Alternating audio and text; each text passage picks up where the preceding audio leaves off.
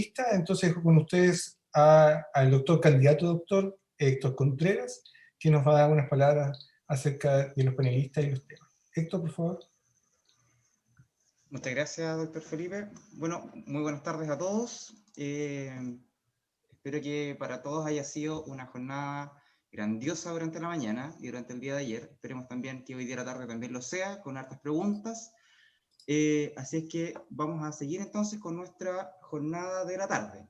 En esta jornada entonces vamos a, bueno, durante la mañana, ¿cierto? Hemos visto que hay muchas técnicas. Se habló del PCR y del montaje de las técnicas en el laboratorio de diagnóstico molecular, técnicas denominadas gold standard, como el PCR para la detección de coronavirus, ¿ya? Sin embargo, sabemos que en este momento existen otras metodologías y que tienen ventajas y desventajas adicionales que podrían aportar significativamente en el diagnóstico de esta patología, ¿ya? Es por eso, ¿cierto?, que durante esta tarde vamos a discutir algunas de estas técnicas avanzadas, ¿cierto?, para la detección de coronavirus. Les recuerdo a todos entonces que que al final de cada presentación vamos a tener un momento para responder las preguntas que se generen a través del chat, así que todas están cordialmente invitados a generar estas preguntas, a escribirlas. Les comento también que vamos a estar revisando las preguntas que vayan apareciendo en Facebook Live, así es que todos cordialmente invitados.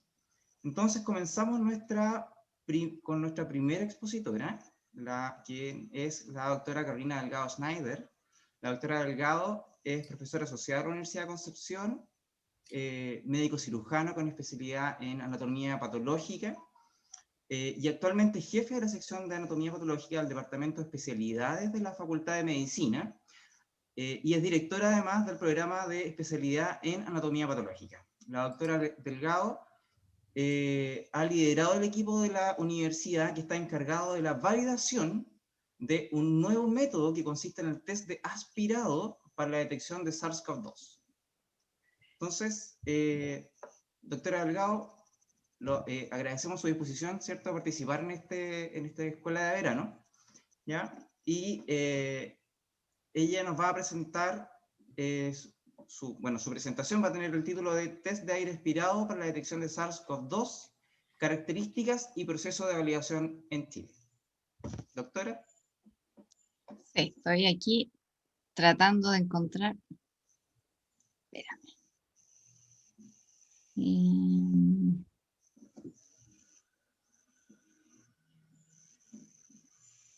No sé por qué ahora. Abajo en la pantalla debe decir Share Screen, compartir pantalla. Sí, es que apreté el Share Screen, me aparece, pero no, la presentación, no sé cómo moverme dentro, porque aparecen otras cosas de mi escritorio. Cuando presiona la Share Screen debe tener abierto la... Sí, la había dejado abierta. Perfecto. A ver, voy a ir a... Espera.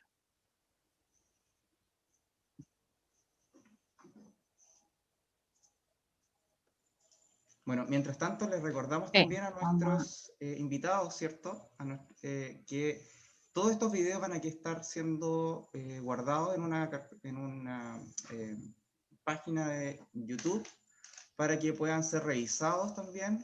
Los comentarios están habilitados por si los quieren dejar. Algún comentario. Todo esto después va a ser compartido, ¿cierto?, con nuestros expositores también para que puedan resolver las dudas que aparezcan en dichos videos, ¿ya?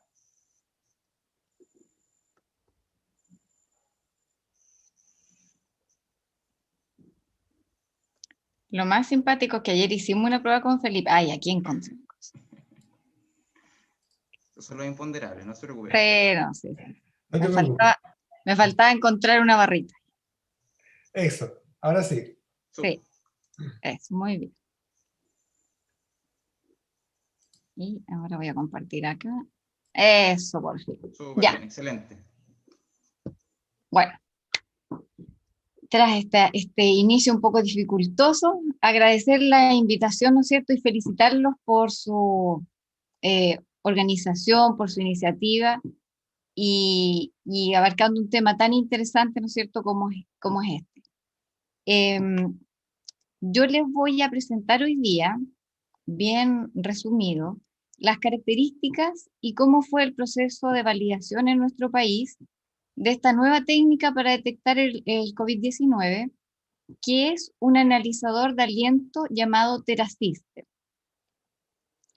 Esto surgió a raíz de que el rector de la universidad tomó contacto con una empresa que era la representante en Chile y que estaba interesada en traer esta tecnología. Pero como esto estaba muy incipiente, estaban en un proceso de tratar de hacer una validación en distintos lugares del mundo para probar los resultados iniciales que ellos ya habían tenido en Israel, que es, ¿no es cierto?, quien ha desarrollado esta tecnología, una empresa llamada TeraGroup.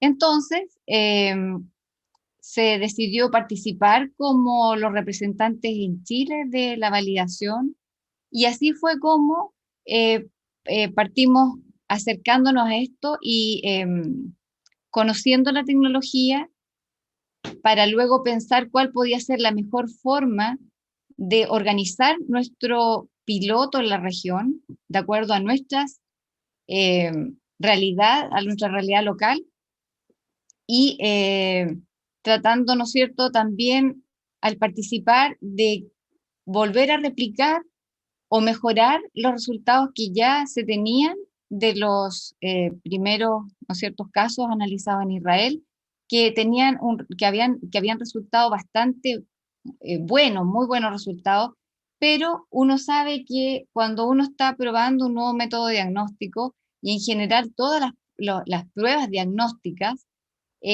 tienen una variabilidad que depende de la población de estudio.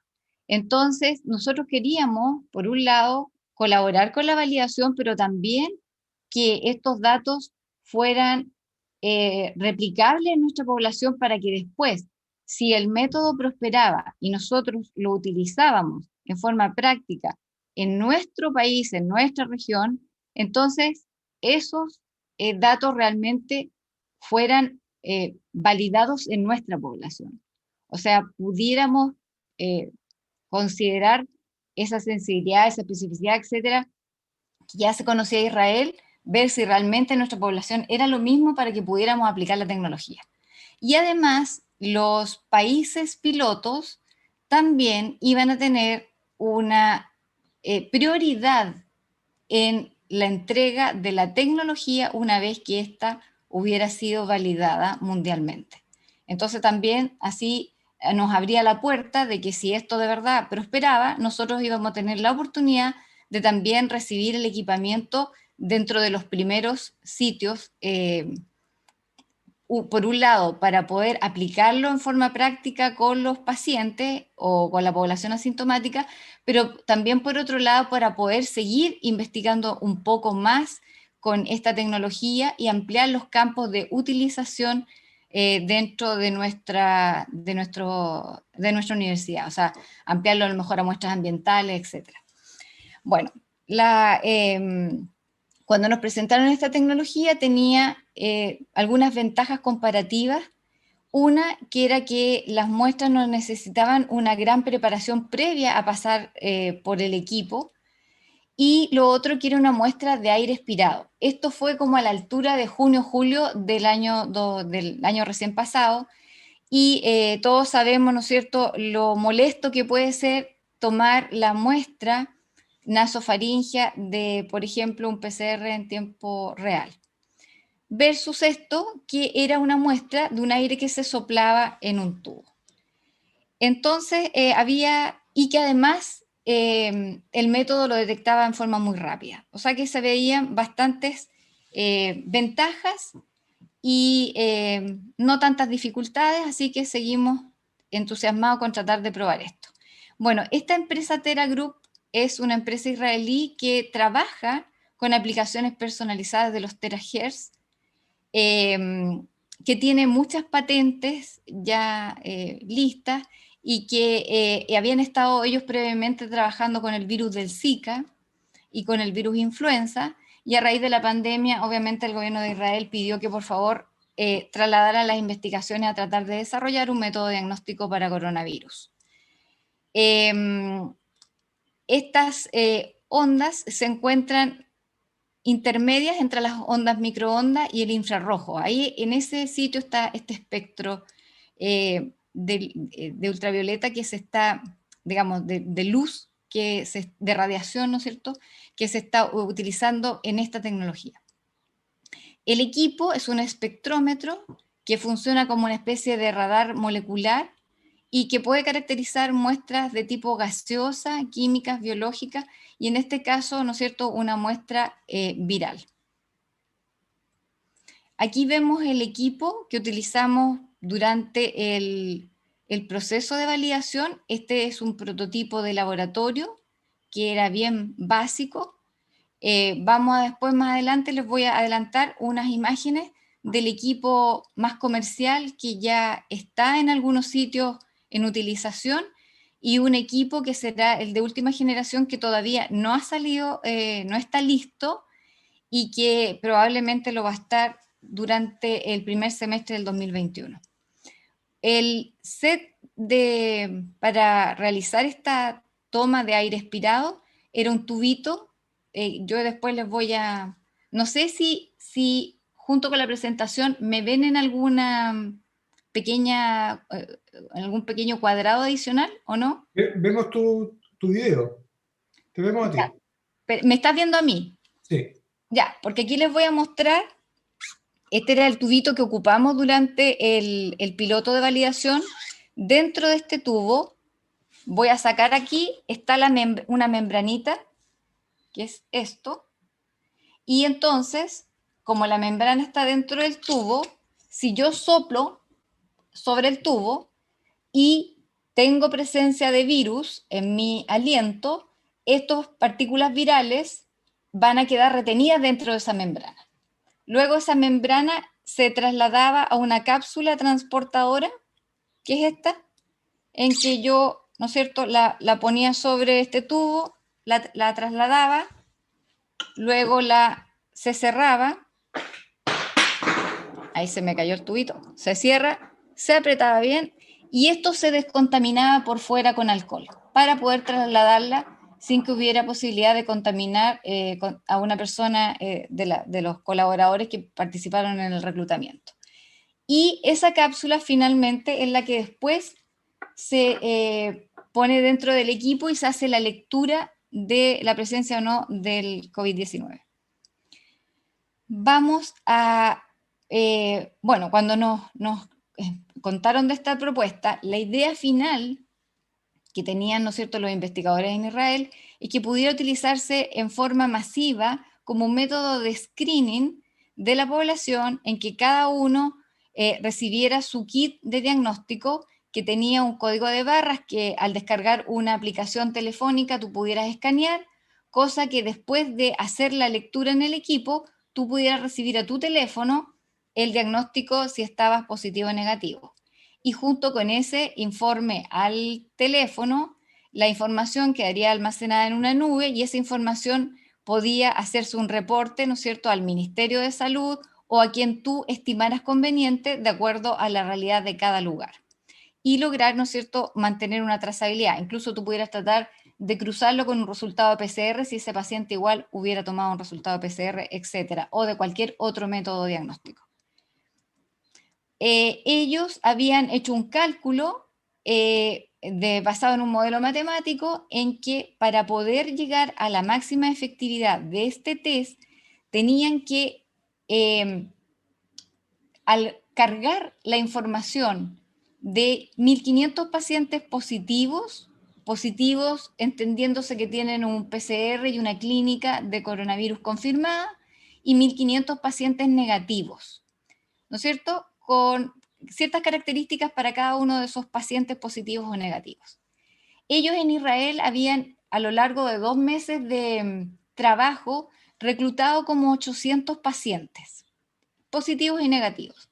Y tenían como meta entonces lograr estos 3.000 en total, entre positivos y negativos, que cumpliera las características pedidas. Porque si lograban esa cantidad, ellos habían predicho que al entregarle esa información al sistema, o sea, tú al algoritmo diagnóstico del software asociado al equipo, lo vas a calibrar o le vas a alimentar de la información de estos 1.500 pacientes sabiendo el resultado del PCR en la clínica del paciente. Entonces, con esto, ajustar el sistema para un diagnóstico más eficiente. Entonces, esa era la meta que ellos tenían al momento que digamos que tuvimos estos contactos iniciales. Entonces, fue así que nosotros, y antes de seguir con esa historia, aquí les voy a adelantar, la imagen en el medio es el modelo que ya existe en algunos sitios y que está ya haciendo diagnóstico de tamizaje de población, como por ejemplo en República Dominicana, en Abu Dhabi, en Israel,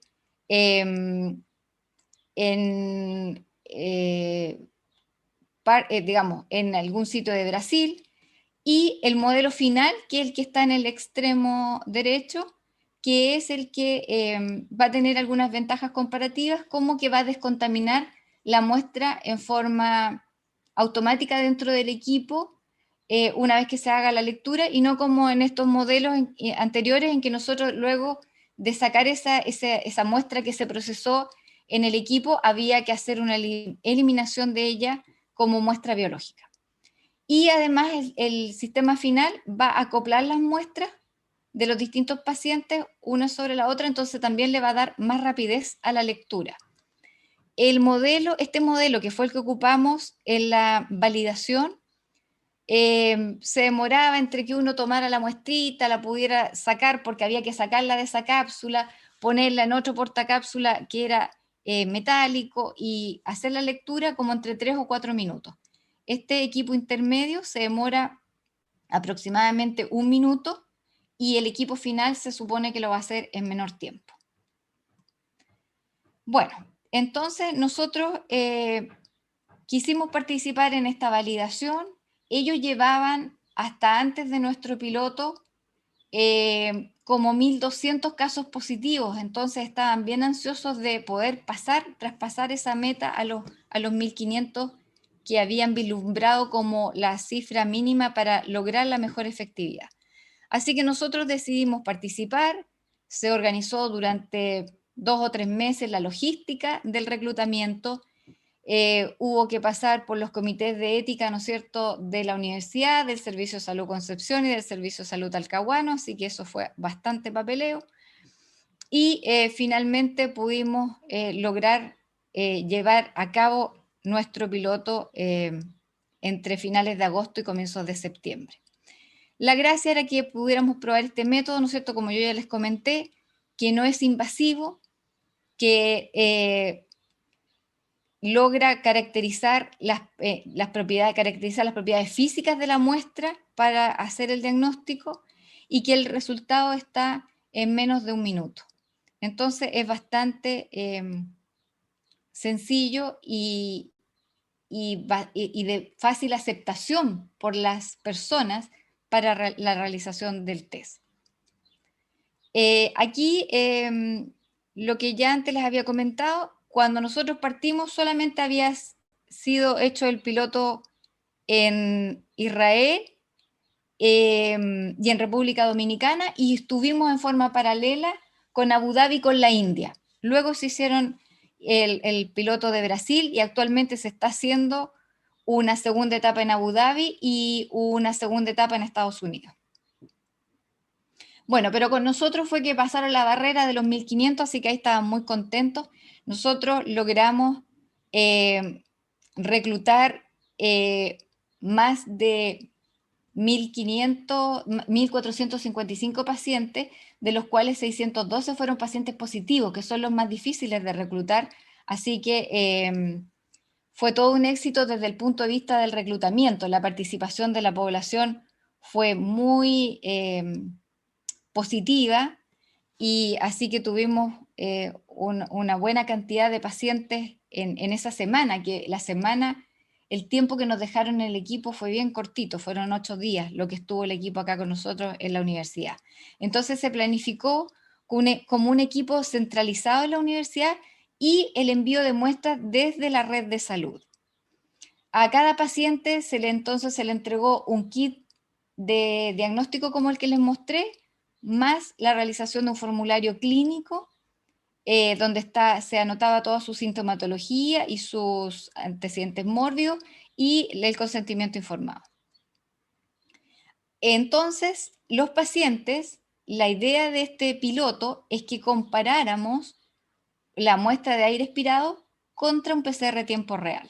Así que los pacientes debíamos obtener ambos tipos de muestras. Ahí hay un pequeño cuadro comparativo, ¿no es cierto?, de los dos métodos diagnósticos. Y recordar que para después poder analizar íbamos a ocupar una tabla de contingencia para poder comparar, ¿no es cierto?, y lograr sacar la sensibilidad y especificidad de este método nuevo basando en la comparación con el método Gold Standard, que es el PCR en tiempo real, sabiendo que el Gold Standard no tiene una sensibilidad y una especificidad tan alta. Por lo tanto, nosotros, además de analizar el resultado del PCR, también hicimos un análisis clínico del paciente, de los síntomas, de la sintomatología del paciente, para poder clasificar de mejor forma los pacientes finalmente. Nosotros reclutamos pacientes mayores de 7 años de ambos sexos que no tuvieran el impedimento para realizar en forma autónoma el test de aire expirado.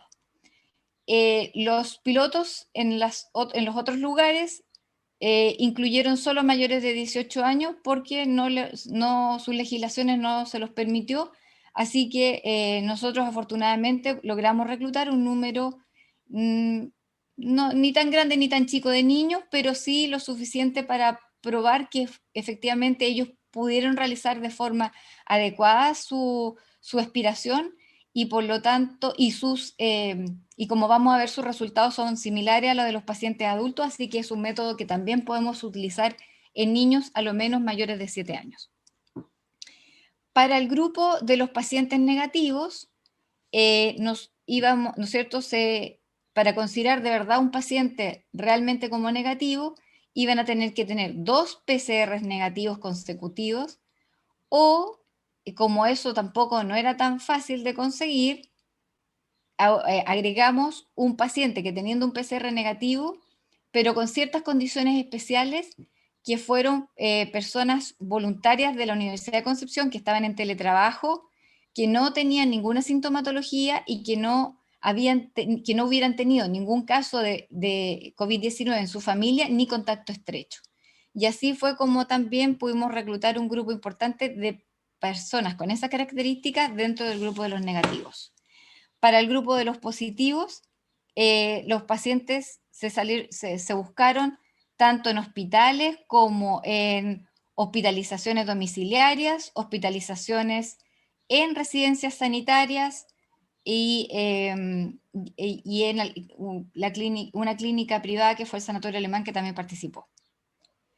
Para los pacientes positivos, el protocolo de reclutamiento consistió en que si la muestra PCR tenía menos de 48 horas, solo hicimos el aire expirado y no se repitió el PCR. Si en cambio el PCR era más de 48 horas, aunque el paciente no tuviera síntomas, se tenían que repetir ambas muestras, hacer el segundo PCR. Y en este grupo de personas entre 48 y 96 horas, pero si tenían sintomatología activa de coronavirus, de COVID-19, entonces no íbamos a tampoco repetir el PCR, solo el aire expirado. Para los pacientes negativos, por ejemplo, porque habían distintos combinados, un paciente prequirúrgico es alguien que se va a ir a operar en una cirugía electiva. Esa persona ya tenía hecho un PCR que salió negativo, entonces nosotros hicimos el aire expirado y repetimos un segundo PCR que se procesó en la universidad. Y así lográbamos tener sus 2 PCR negativos, pero ya con una persona que ya tenía hecho el PCR previo, entonces era más fácil invitarlo a realizar un segundo y no de frentón tener que tomar 2 PCR consecutivos, digamos en días consecutivos, sin una justificación en que su primer PCR era para operarse y este segundo por querer colaborar, así que salió más fácil así. Esa es la red por todos los sitios donde se reclutaron. Tuvimos que trasladar las muestras a la Universidad de Concepción en forma muy rápida porque el protocolo pedía que las muestras fueran de menos de 2 horas entre que la persona sopló y se procesara en el equipo. Bueno, después de este piloto, que esto fue una de las principales dificultades, el tener que correr con las muestras para llegar, logramos que las muestras llegaran en esos tiempos porque tuvimos colaboradores motorizados en autos, motos, van de traslado de lo que se juntaba de los CEFAM, etc. Pero la verdad es que con investigaciones posteriores vieron que realmente la muestra mantenía la misma calidad por 24 horas e incluso en República Dominicana en un segundo estudio probaron que las muestras no se alteraban hasta 15 días después, así que nosotros con esas 2 horas, chuta que sufrimos y después no era para tanto. El segundo piloto que se hizo en Brasil ya se hizo con 6 horas para el traslado porque de verdad la muestra no tiene cambios. Así que eso es muy bueno después ahora en la práctica cuando el equipo se quiera utilizar para el tamizaje de población general. Aquí tenemos algunas imágenes, ahí está por ejemplo el Hospital de Coronel, algunos de los reclutamientos en los hogares de ancianos, etcétera. Ahí está el formulario de recolección de datos que hubo que llenar.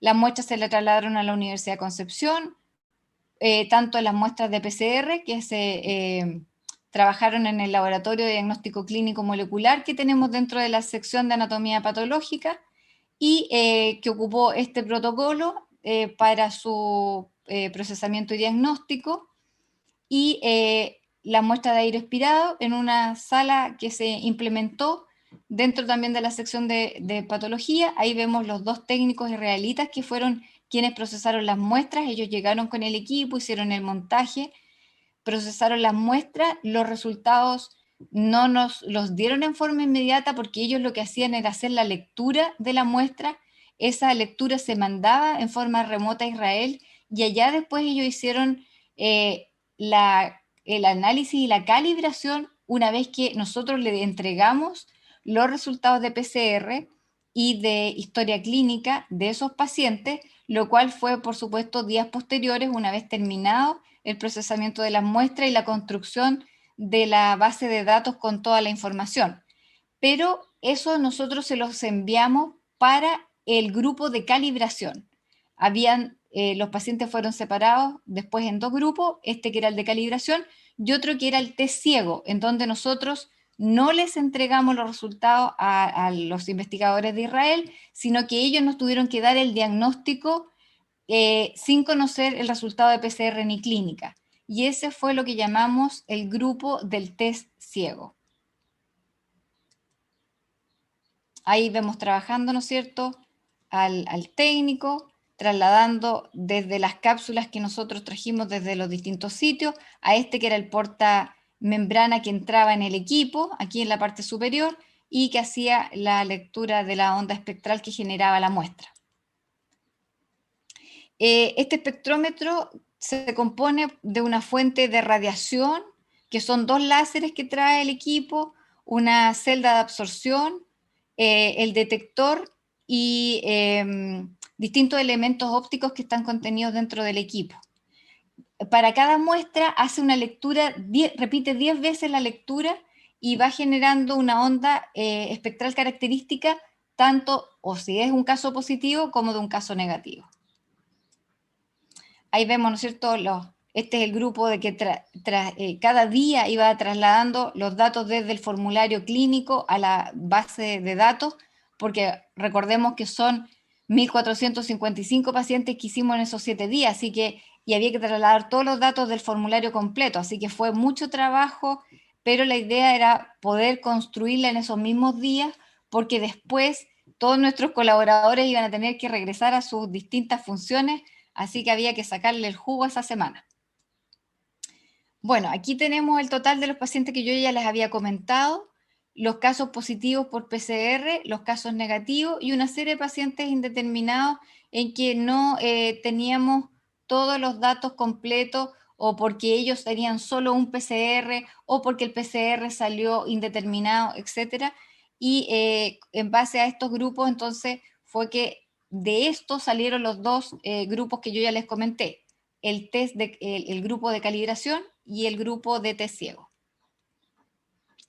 En el grupo de calibración, que es el set con que se entrenó el algoritmo diagnóstico, finalmente fueron 780 sujetos, de los cuales, ¿no es cierto?, tuvieron unas ondas espectrales adecuadas para hacer la lectura, y el análisis de esto versus el PCR, o sea, en el fondo aquí no es que uno lo compare, sino que al sistema uno le enseña, este es un paciente que es positivo porque tiene 2 PCR positivos y clínica de su enfermedad, o 2 PCR positivos y es asintomático, pero tiene sus 2 PCR consecutivos positivos. Entonces, eso le enseña a identificar el espectro que se va a considerar positivo. Y así, haciendo el ajuste con toda esa información, ellos lograron tener 285 verdaderos positivos, un falso positivo, 491 verdaderos negativos y 3 falsos negativos. O sea, el sistema lo lograron ajustar a esto que da una precisión de 99,5%, con una sensibilidad de 98,9 y una especificidad de 99,8. Luego de tener este sistema ajustado, entonces se hace la lectura de los test ciegos, que son los que ellos no tenían la información. Este test ciego, nosotros dejamos, ¿no es cierto?, fuera de los que mandamos información, 295 participantes, de los cuales realmente los que cumplían los criterios absolutos pedidos para el piloto, que eran lo que ya antes habíamos comentado, los 2 PCR positivos, con el PCR positivo y la síntoma de los 4 días, etc. Esto que ya yo antes les había explicado, y las características para el negativo, esos de verdad eran 235 pacientes. Entonces, en el fondo, en estricto rigor, estos son los que el piloto me pedía. Y cuando analizábamos esos casos, encontramos, ¿no es cierto?, 145 verdaderos positivos, 4 falsos negativos, ningún falso positivo y 86 verdaderos negativos, lo que nos dio una sensibilidad de 97,5 y una especificidad de 100%. Cuando a estos pacientes yo los separo luego, el mismo grupo, por sintomáticos y los asintomáticos, entonces vemos que la sensibilidad es de un 89% y la especificidad de un 100%. Esto es porque los 4 falsos negativos que hubo, que eran pacientes que estaban hospitalizados que por otras razones y que se contagiaron dentro del hospital por COVID-19, eran asintomáticos respiratorios. No tenían sintomatología, pero su segundo PCR resultó positiva. Así que son nuestros 4 falsos negativos. Por eso la sensibilidad en los asintomáticos baja, porque coincide justo que los 4 son asintomáticos. De estos pacientes, lo que yo no puedo tener la seguridad es de si efectivamente el soplido fue adecuado, porque como eran pacientes hospitalizados que estaban en áreas COVID, esas áreas no nos permitieron entrar, sino que tuvimos que llegar hasta la puerta de la sala y ser el personal de la sala quien tomó la muestra.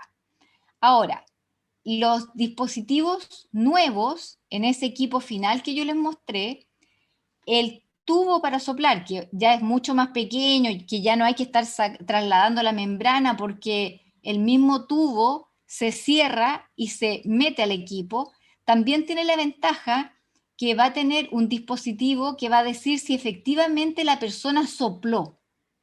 Porque si alguien no hace un soplido adecuado, entonces te va a salir un resultado negativo, pero tal vez fue que el aire no pasó en forma adecuada a través del tubo. Entonces, ese problema ya se va a solucionar con ese cambio que se le está haciendo al tubo. cuando a estos mismos pacientes, digamos, los del test ciego, yo incluyo esos que no cumplían los criterios absolutos del piloto, pero que representan la variabilidad clínica del día a día, en que logro, digamos, y además le hago un análisis clínico de la información.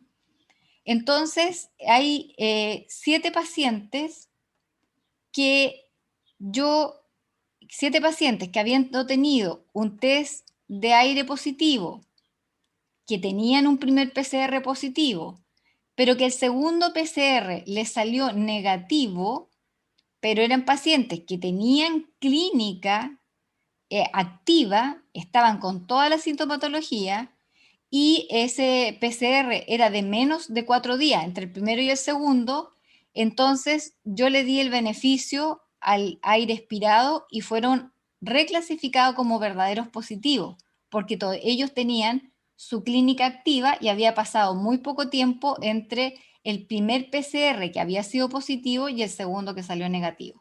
Porque el PCR, en la medida de que pasan los días, al bajar la carga viral, también es lógico que en algunos pacientes se negativiza.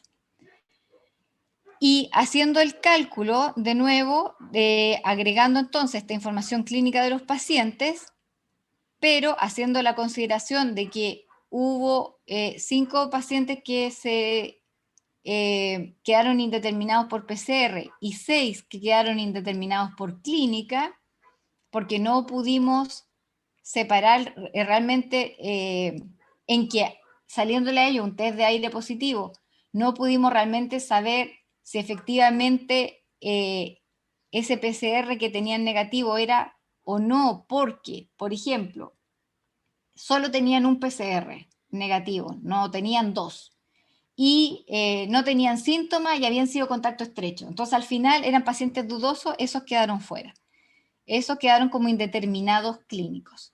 Y realizamos de nuevo los cálculos y obviamente la sensibilidad y especificidad aumenta, pero fue un aumento de 1 punto, pero nos sirvió como para tener una idea de cuando el PCR en algunos pacientes con los días se negativizaba, si el test del aire también se negativizaba o no. Y el test de aire captó más pacientes que lo que ese segundo PCR captó. Y ese es el dato nomás que nos da este análisis de esta tabla.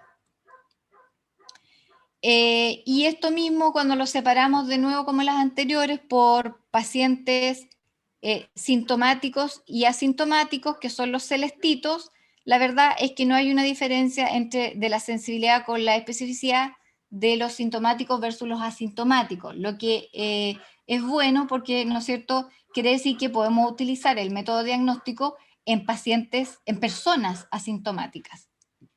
Y entonces nos sirve como un método de screening en población que se siente bien y donde pudiéramos tener las personas sintomáticas que mantienen la pandemia con mayor facilidad al no saber que ellos son portadores del virus.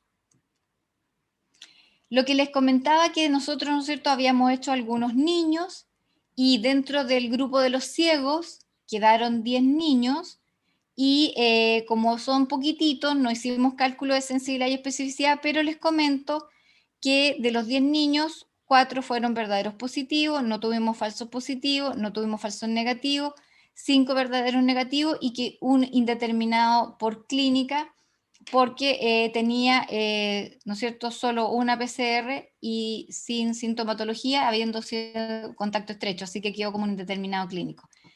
Si a estos niños les sumamos los otros niños que estaban en el set de entrenamiento y repetimos los análisis, seguimos teniendo nuestro indeterminado clínico y aparece un falso negativo. Así que la sensibilidad nos da de 96% y la especificidad se mantiene en un 100%. O sea, pareciera que, ¿no es cierto?, nos dan buenos resultados en los niños y que ellos fueron capaces de soplar adecuadamente el tubito.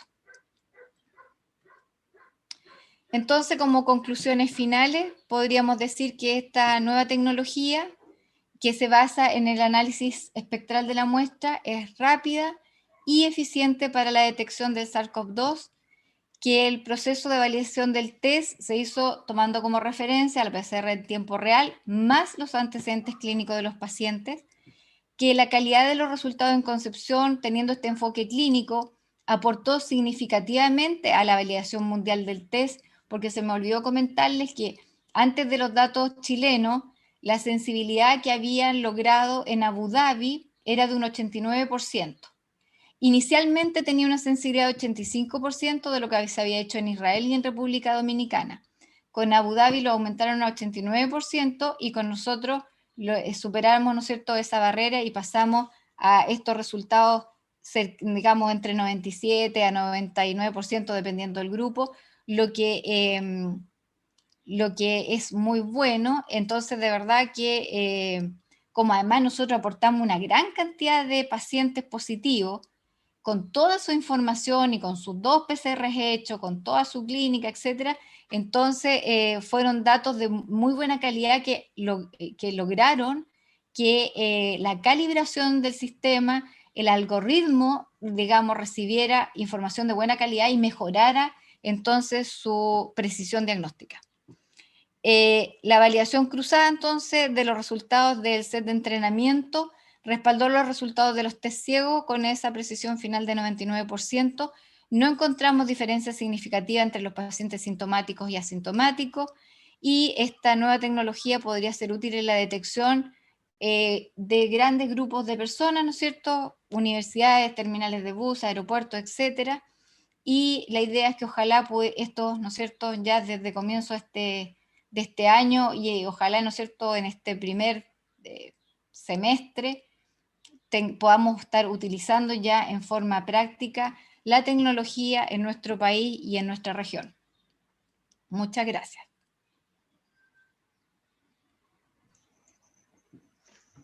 Muy bien.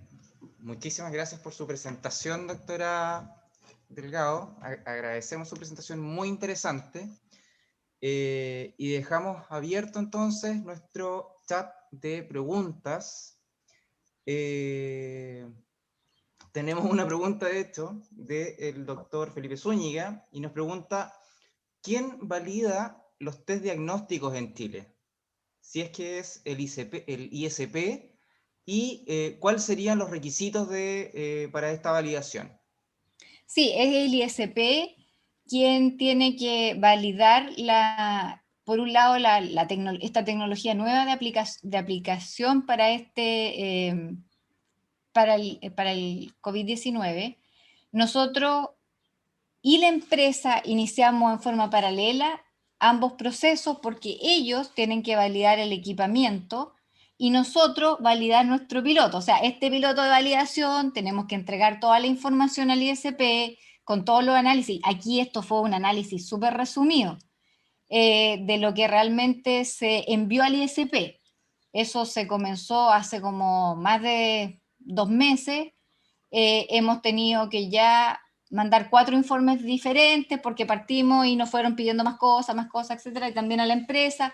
Muchas de las cosas que pedían, yo tenía que pedirlas a Israel porque los israelitas son bien especiales, o sea, ellos son como muy guardados, no es mucho lo que entregan, hay que andárselo sacando así como un poco con el anzuelo porque ellos tienen una realidad de vida tan diferente que como que son un poquito más paranoicos, y yo digo, bueno, por otro lado estarán patentando sus cosas, creerán que uno le va a robar las cuestiones, no sé. Bueno, la cosa es que a veces ellos igual se demoraban en entregarme las cosas que les pedía, o estaban ocupados con los otros pilotos, entonces ahí no pero yo pienso que ahora deben faltar como unas 2 semanas para terminar lo del ISP, porque ahora sí que ya de este último informe no creo que digamos, se le ocurran más cosas para preguntar. Bueno, a lo mejor puede salir y tener que ser el 5.º informe, pero ya vamos bien avanzados. Ahora, les cuento que hace como 2-3 días ya se aprobó en la Unión Europea, en el equivalente de nuestro ISP o el equivalente a la FDA en Estados Unidos. La agencia en Europa ya lo aprobó, pero hace como 3 días. Yo no he visto el documento, pero quedaron que me lo van a mandar. Y así que sí, es el ISP. Ahora, de todas maneras, es una aprobación voluntaria, porque la legislación chilena no lo exige, pero lo va a exigir. O sea, va a haber un cambio de ley que lo va a exigir, que yo creo que es absolutamente necesario, porque si no, cualquiera se pone a montar cualquier cosa y a vender un diagnóstico sin que de verdad nadie lo haya probado o lo haya probado él solo y haya que andar creyendo el dato que entregan. Así que se decidió hacer la aprobación completa, digamos, tanto del equipamiento como de el trabajo que nosotros hicimos, porque desde el punto de vista de ético es, si ya se hizo todo el trabajo, ¿por qué no hacer el proceso completo, que es lo que corresponde? Así que sí, eso ya está casi por finalizarse y, y como les comento, en la Unión Europea ya eso ya se completó y salió recién, hace como 3 días. Muy bien. Tenemos otra pregunta. ¿Cómo se logró financiar el estudio? Ya, eso fue así como un poco la Teletón. El Servicio de Salud puso parte de los insumos, por ejemplo, para vestir a los colaboradores que fueron internos de medicina. Ellos fueron los que salieron a reclutar los pacientes así tocando la puerta, residencia por residencia y domicilio por domicilio, a la gente que estaba haciendo su cuarentena en la casa, porque los servicios de salud le hacen una visita dentro de las 48 horas al diagnóstico de un paciente. Entonces nosotros nos sumamos a esa visita, pero al interno había que vestirlo, igual como se vestían los del servicio de salud. Y el servicio de salud de Concepción se puso con la ropa para los internos. Para el PCR, para el diagnóstico del PCR, ahí recibimos donación de kit de diagnóstico por el hospital regional. La municipalidad de San Pedro puso un poco de dinero para comprar los kits de extracción, por eso que nosotros, parte de los pacientes que fuimos a hacer el tamizaje para los negativos fueron de la DAS de San Pedro. Parte puso también la rectoría, una parte la pusimos en patología, una parte la puso la empresa que nos trajo guantes, nos trajo pechera, contenedores de traslado, así que fue así una gran teletón para sumar y conseguir el dinero. Se gastaron como 20 millones de pesos en el proyecto.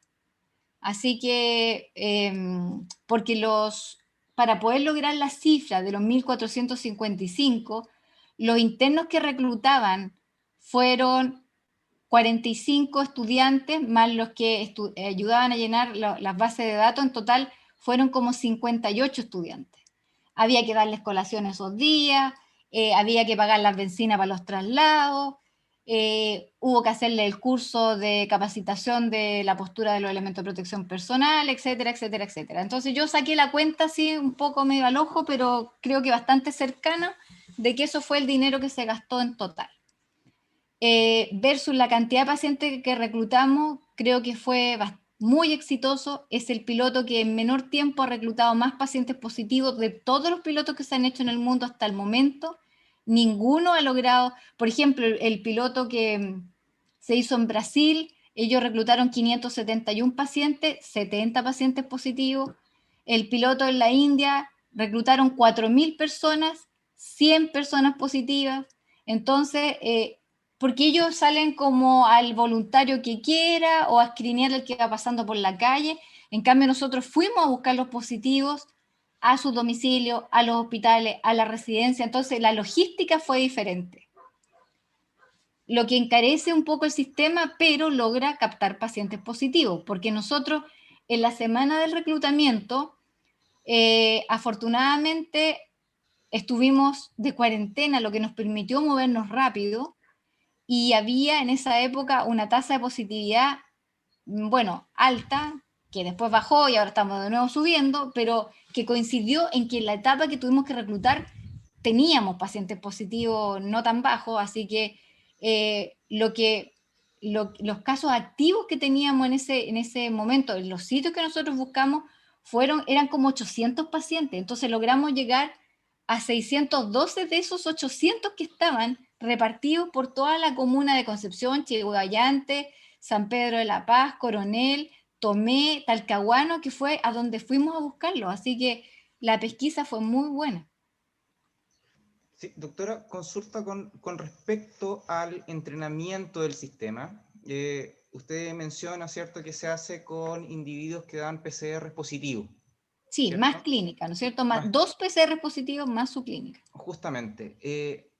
¿Qué pasa con los CT de estos individuos con los cuales se entrena el sistema? ¿Son CTs altos? ¿Son CTs bajos? ¿Cuán positivos son? Y si es que Bueno, se hace la validación con los 3 genes para COVID, o se hace solamente con uno o con dos. no, se hizo solo con uno, porque fue el kit que nos dieron digamos que nos donaron. Pero los otros 2 genes, la diferencia es de un 4%, y como íbamos a tener 2 PCR más la clínica, de verdad que ese porcentaje es despreciable. Ok, perfecto. Otra consulta es, de nuevo el profesor Zúñiga nos dice que en otras charlas se ha discutido que en caso de personas con COVID positivas que realizaron cuarentena y que aún dan el test positivo a COVID, que posiblemente estarían liberando ciertos restos virales. ¿Este equipo también puede detectar restos virales o debe estar el virus completo? No, es partículas del virus, no es necesario virus completo. Así que en el fondo lo que detecta es o el virus o partículas del virus. Residuos, digamos, estructuras proteicas del virus. Efectivamente. Así que pudiera estar un virus, no sé, inactivo y detectarse igual, pero ahí es donde uno también le tiene que sumar la clínica del paciente. En el fondo tú lo puedes utilizar como un buen método de screening, de tamizaje, porque tú vas a separar a aquella persona que esté, por ejemplo, asintomático excretando virus.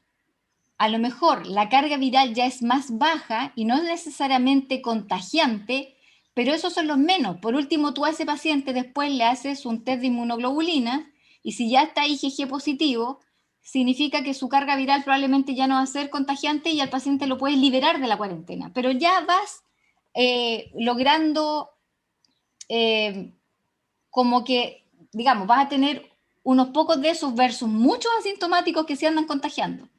Entonces puedes programar una prueba, por ejemplo, de inmunoglobulina, eh, para decidir si en caso que ese paciente sea asintomático, ¿no es cierto?, si lo vas a someter a una cuarentena o no. Eso se puede complementar. Pero lo importante de el piloto lo que pretendía era probar si el método era tan bueno para el diagnóstico comparado con el PCR.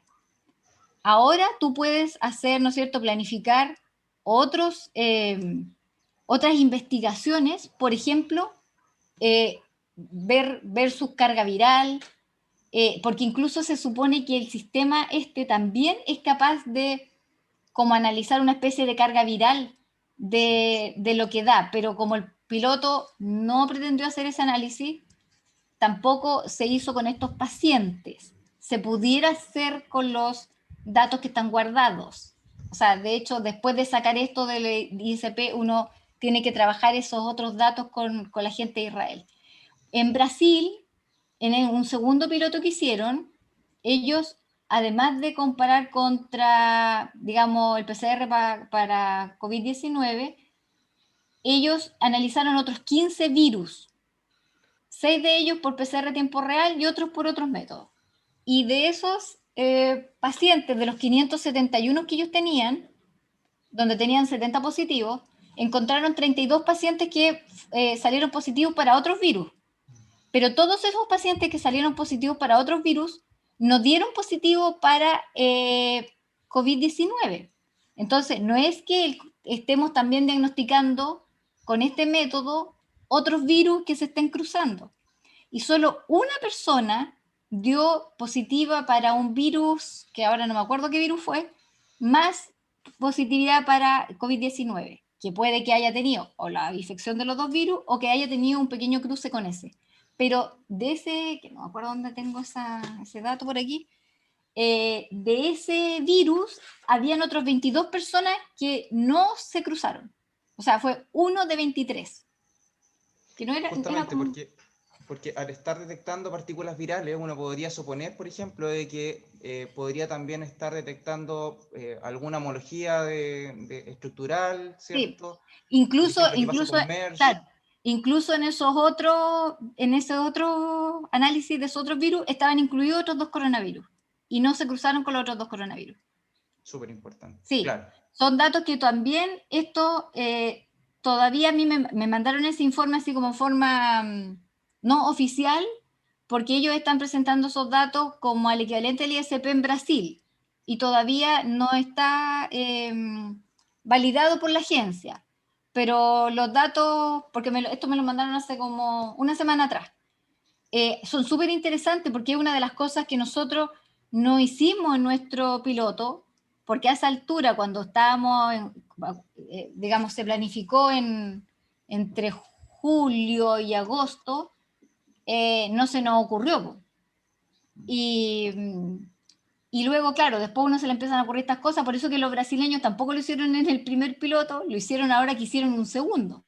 Entonces, ahora, la idea del rector es tratar de tener un equipo de estos, ojalá a finales de enero, comienzos de febrero en la universidad. Y entonces ahí vamos a poder ir agregando todas estas otras ideas que a uno después se le ocurren después. Claro. Sí. Tenemos otra pregunta de nuestra audiencia de parte de Ángela Hidalgo. Nos pregunta, ¿cómo se diferencian los virus? Si es que podría explicar mejor cómo identifica las partículas del equipo. Ya, lo que pasa es que él hace un reconocimiento físico de las proteínas del virus.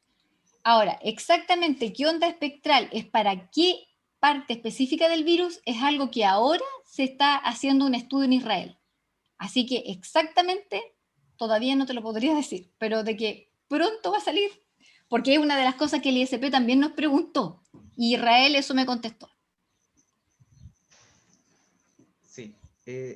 Una pregunta personal, doctora. ¿Mm? Si es que se hace alguna comparación entre los límites de detección, porque es cierto que sensibilidad, los análisis de sensibilidad y de precisión dan muy buenos resultados, pero ¿qué pasa con los límites de detección? Y si es que hay alguna comparación que se haya hecho entre los límites de detección que están dados por PCR y esta metodología.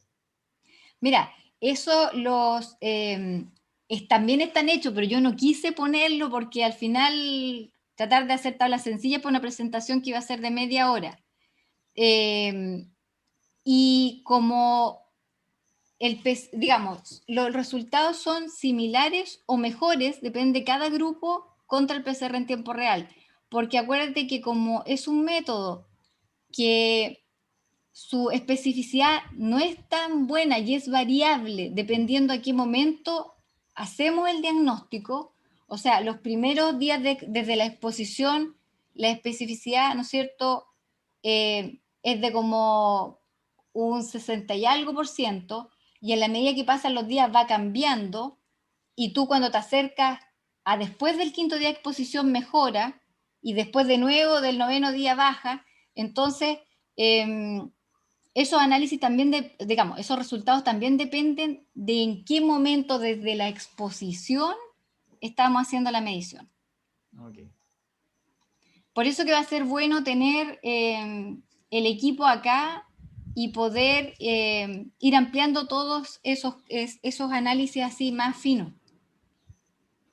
Indudablemente, indudablemente. Y esperemos entonces de que el equipo llegue pronto a la universidad para que logremos entonces hacer todos estos estudios que Sí, ¿no? indudablemente Y nos van sabes a... que también, por ejemplo, no solo en la parte como de salud, sino que a lo mejor su aplicación en análisis de agua para medio ambiente, en tratar de diseñarle calibradores, porque todavía el equipo necesita que tú, cuando tú partes trabajando, le pases una muestra positiva y pases una muestra negativa para ajustarlo ese día para trabajar.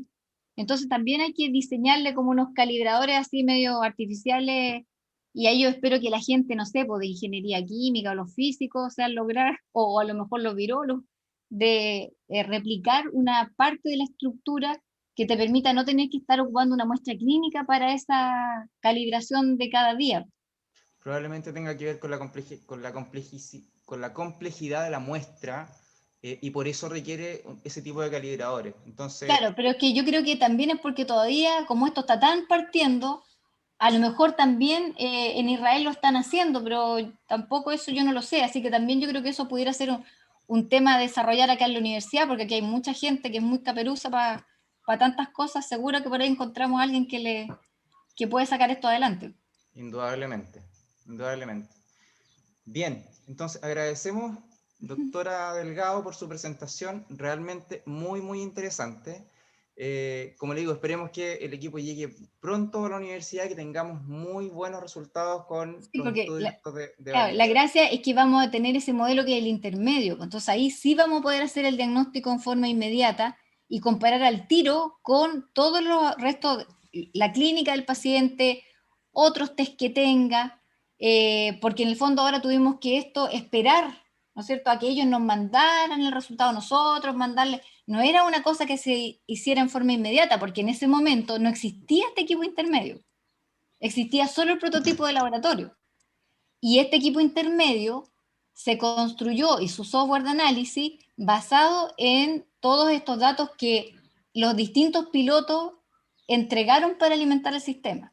Entonces ahora viene esta etapa de este equipo intermedio, poder ocuparlo en forma más práctica y poder en forma inmediata ir comparando con todo el resto de los otros exámenes que tengamos, con la clínica del paciente, contra un PCR, contra inmunoglobulinas, contra otros métodos diagnósticos que estén saliendo. Ya nosotros mismos en patología tenemos un proyecto ANID COVID que mañana va a presentar la doctora Montenegro, de hacer un PCR en tiempo real in-house, uniendo digamos, dos métodos de un PCR nested más un tiempo real, tratando de sacar también un PCR que tenga mayor sensibilidad, mayor especificidad y que sea mucho más económico que los PCRs comerciales. Entonces, en el fondo, todo esto va a ser una herramienta más que se va a sumar a las distintas herramientas diagnósticas que tengamos y que cada una, ¿no es cierto?, va a tener su nicho. Probablemente no vamos a tener tampoco al comienzo equipos de esto para poder ponerlo en todos los lugares, entonces estratégicamente va a haber que buscarle su mejor sitio para sacarle el mejor provecho y complementarse con todo lo que ya está, porque de la suma de todo es que podemos tratar de salir adelante, de que realmente, ¿no es cierto?, tengamos la vacunación, que la gente de verdad haga el autocuidado. Aquí ninguna cosa es la varita mágica, pero todo ayuda. Y probablemente esta metodología con los años se va a utilizar para hacer el diagnóstico en muestras respiratorias de otros agentes infecciosos, porque tú vas a poder programar ese software para hacer la lectura de otros virus, de otras bacterias, pero bueno, eso va a ser el futuro. Así es. Así es. Bien, doctora Delgado, entonces agradecemos su maravillosa presentación y entonces a continuación